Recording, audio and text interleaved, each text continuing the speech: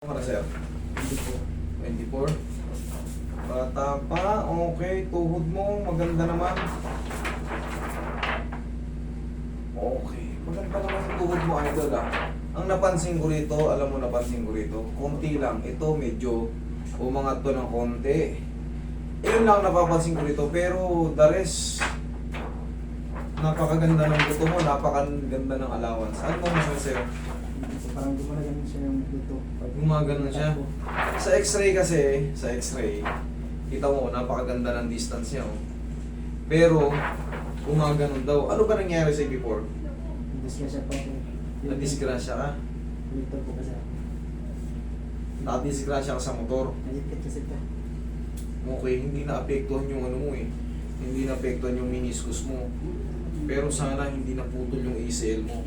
Base sa sinasabi mo, gumaganon. Pero check natin, hindi ko pa naman check. Sana, cortical margins are intact, generally smooth. O, kita mo, wala. Normal joint space. Preserve. Very good.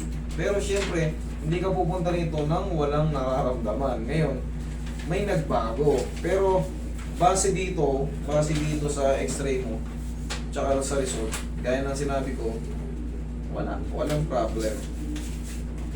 Kailan ka na-disgrasya? Kailan ka na-disgrasya? So na tayo. June last year o this year? Ayan. Itong June na to, sige ba yung issues mo? Tingnan natin. Para malaman natin ito. Ngayon, ano bang nararamdaman mo, idol? Sumasakit pa siya? Masakit pa. Masakit siya?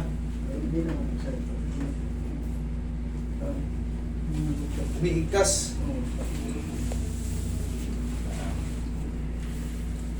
Ngayon, idol, pagka, siyempre, kumbaga, ano bang ibig sabihin ito? Pagka lumalagutok siya ng patagilid, kung hindi mo naman kailangan gumanon-ganon, huwag mo nang hanapin. Yan ang ibig sabihin. Kumbaga, hindi naman normal na gumaganon tayo eh. Bakit normal? Lakad diretso. Kung gumaganon tayo, okay na. Pero yung paghahanapin mo para lumagutok, yan. Huwag mo nang gawin, ha? Kumbaga, normal lang. Yun ang ibig ko sabihin. Para hindi siya, ano. Kasi baka lalo mapudpud yung mga buto eh. Pag ginaganon-ganon mo siya. Pero ito nga, sumasakit. Kailangan mawala yung sakit.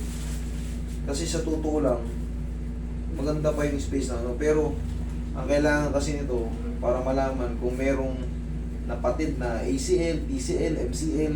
Kasi disgrasya ka sa motor eh.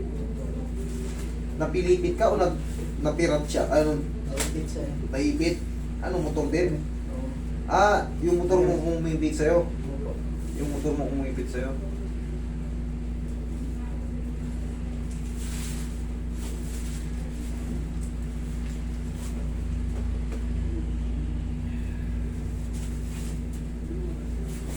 Relax mo lang ha. Taputan mo lang.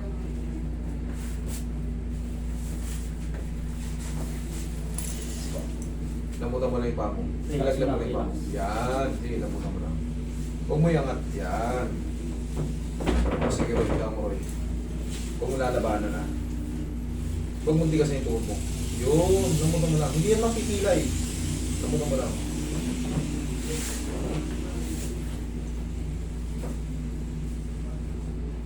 Lamutan mo lang ha.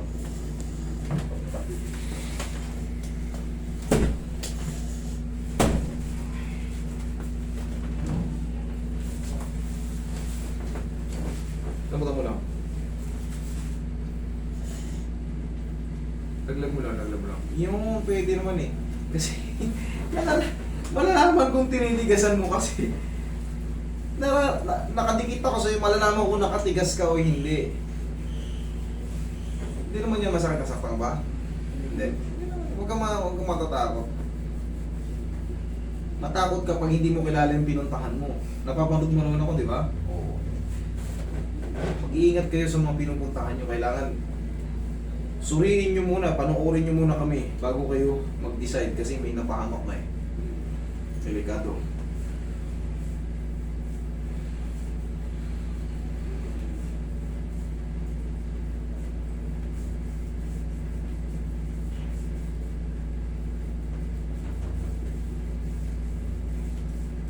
Nahihirapan ka ba minsan sa hagdan o nahihirapan ka talaga? Hindi naman sa pag, ano lang, pag basketball. Pag nagbabasketball ka, sumasakit siya. Umiigas. Bigas yung ito. Tapos,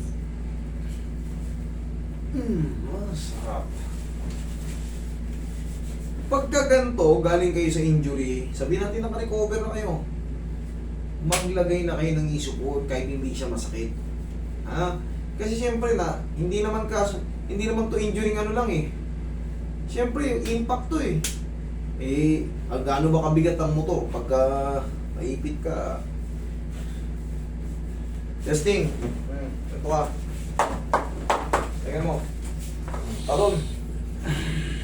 Oh. Ano? Pakiramdam. hindi naman.